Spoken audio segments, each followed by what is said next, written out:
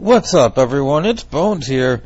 In today's video, I'll be featuring the new Lady of the Labyrinth that we'll be getting in Darkwing Blast. But before I begin, if you happen to enjoy content like this, clicking on those thumbs up and subscribe buttons would be greatly appreciated, as it goes a long way in supporting the channel and shows me that you like content like this. I would also like to add that unlike my previous videos where I've been able to show a bunch of combos, I have to structure this video differently because of the playstyle of the deck, and what I'll be doing is showing the interactions with Lady of the Labyrinth that you will kind of need to know, while also giving a rundown of the deck profile because it's changed a lot since the last time I showed it, and I definitely want to talk about the ratios for Lady of the Labyrinth as well. So, to begin, the first thing I'm going to do here is normal summon the Ariana, and from there you'll see that there is an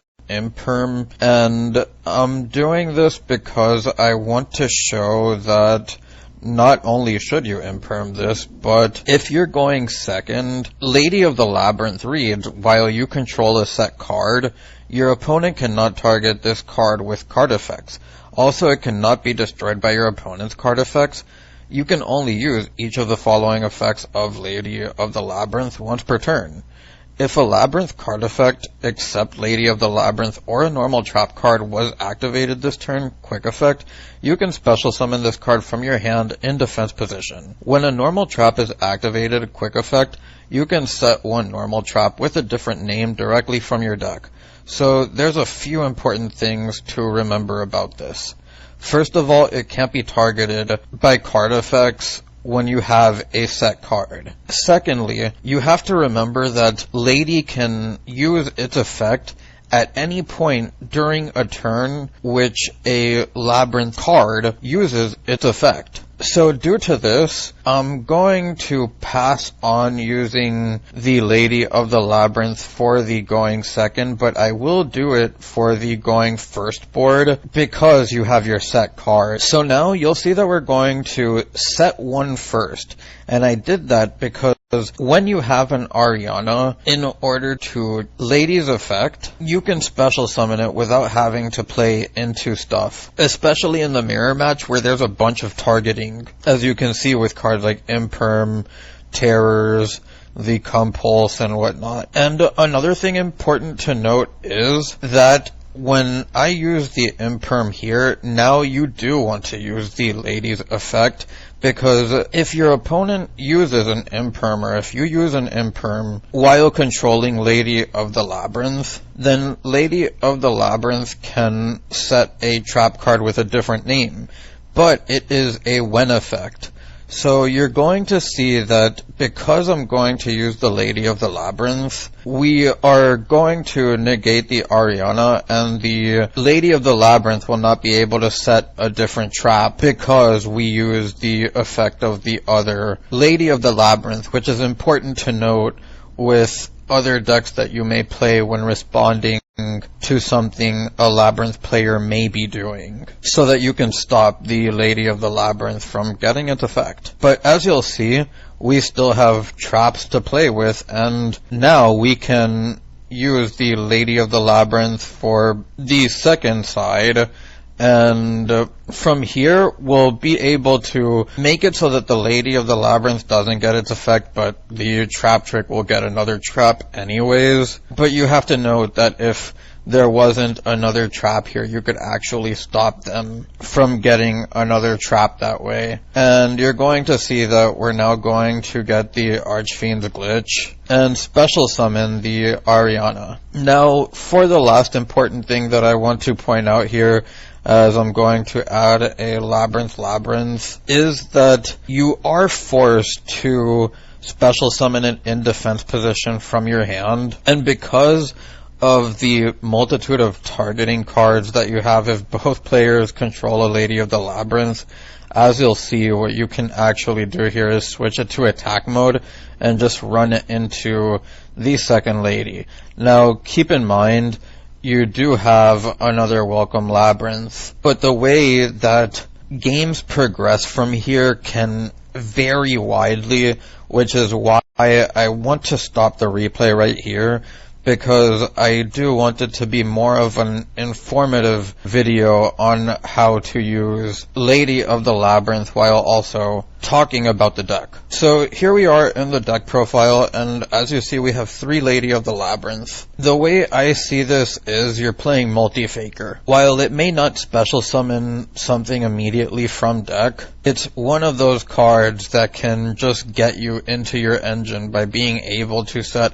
a welcome Labrynth if you happen to activate another trap, and it's just so easy to special summon in a deck that has 21 traps in it. I've seen some people play the 2-2, but in my opinion, Silver Castle is a bigger brick than the Lady of the Labrynth, which is why I have it at 3-1, and while I'm not saying that's definitively correct, it's just the reason for my ratios. Then you'll see we have the 3 Ariana, and these are the only Labrynth monsters that you need, as they can get your entire engine going and allow you to play with an abundance of other trap cards paired with the Labrynth cards that you can get. Then the 3 D-Shifter, and I think for the foreseeable future, up until Photon Hypernova hits with Kashtira, where Shifter doesn't really matter against them, Shifter will be mandatory in Labrynth because of the power scaling in Ishizu and Tears, and being a deck that already kind of sets 5, even if not all of the times, already leaves it vulnerable to being slower than other decks. As for the field spells, I played 2 Labrynth, and 2 Mystic Mine, and again, I've seen varying ratios for this as well. My idea here is that you don't want to see too much of one, but you don't want too little of either as well, so just 2-2. And then there's the 3 Extravagance, which is just your draw 2. The 1 Lord of the Heavenly Prison, and I've talked about this before, in back row decks, I like to play 1 Lord of the Heavenly Prison because if you see it, you see it. But you never want to see multiples of this card, and if you don't see it, then you just have the rest of your deck to play with. Then there's the Absolute King Backjack, which used to be a 3 of in the old build, but now that D-Shifter is in here, you have to trim it down to 1. I don't think that it's something you should take out of your deck because D-Shifter's in the deck, but it's not something that should be maxed out on either. Now, on to the meat of this deck list, and I want to talk about Karma Cannon here for the first of the traps, and this could be a side deck option at multiples. I have it at 1 in the main deck because it's almost similar to having a mine out, especially when Lady of the Labrynth comes out. If this deck does pick up any type of steam, even as a rogue deck, because I do believe that it has upside. But when you're playing cards like Compulse, Archfiend's Glitch, Overroot, Imperm, the Punishment, there's so much targeting, and Karma Cannon can just kind of be like your Mystic Mine out, but for other Lady of the Labrynth, maybe Borrel and stuff like that. Then there's the Glitch and the Overroot. Again, these are actual mine outs, and I play them at 2 each because I don't think that playing 2-1 is enough. They both serve their own utility roles and allow the deck to be more flexible. Then there's the 3 Welcome Labrynth and the 3 Labrynth Barrage. For any Labrynth deck, I think that's self-explanatory, as well as the 3 Compulse, the 3 Punishment, the 3 Imperms, and the 1 Metaverse to round out the main deck. Onto the extra deck, there's pretty much the same one as last time with the Zeus, the Machinex, the King Tell, the Wave King Caesar, and this basically makes your Zeus package with a little bit of burn. Baguska and Dweller, which could also be Exiton Knight. The Dingirsu is here because now that you have access to Lady of the Labyrinth, which is extremely easy to summon, we play it at 3, along with the Silver Castle, which you can send to the graveyard off of something like Archfiend's Glitch and then revive it off of Labrynth. It's just easier to get level 8s now on board, but I don't think that you should be playing multiple rank 8s. I think just one is fine, and I just happened to go with Dingirsu. You could also play Hope Harbinger, but I think Dingirsu is just better in a deck that would make this overturned. Then there's the 3 Entis, the 1 Omega, the 1 Wind Pegasus. These are basically all here for punishment, and you could put in something with even higher attack if you want to out stronger monsters. But I'll leave that up for you guys to decide. It's your own build. Then there's the 1 Dark, the 1 Unicorn, and the 1 Linkuriboh, which I'm still playing Linkuriboh even if there's 1 Backjack, because there's just free space in this extra deck, and if you draw it, you can still get a trap card. Another cool thing is that if you happen to open Backjack with Shifter, is that you can still normal summon the Backjack. Use its effect if you excavate trap with the Backjack, which the chances are pretty high. You can banish this on your opponent's turn and then use the Shifter. That pretty much rounds out the extra deck. And now I want to talk about the side, or not really the side, but just options that you can put in here or even in the main deck.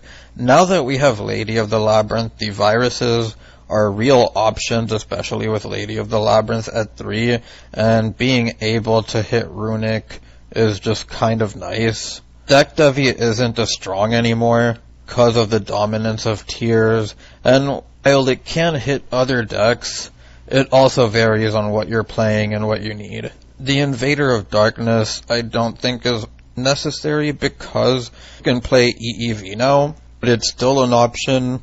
And then there's the End of Anubis for graveyards. You can also play Necro Valley, because you can always get it off of Metaverse.